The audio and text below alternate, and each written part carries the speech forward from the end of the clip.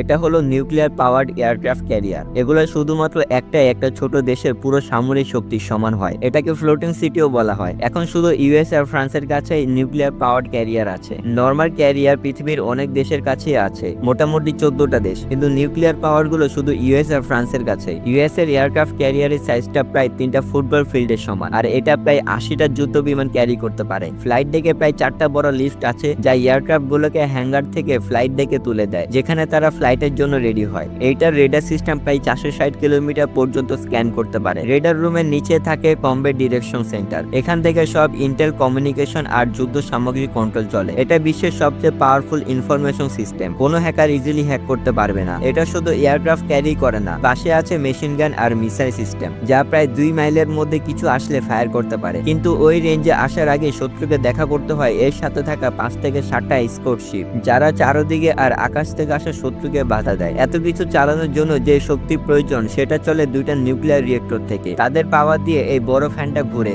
যা দিয়ে ক্যারিয়ারটা প্রায় 64 কিলোমিটার পার আওয়ার বেগে চলতে পারে।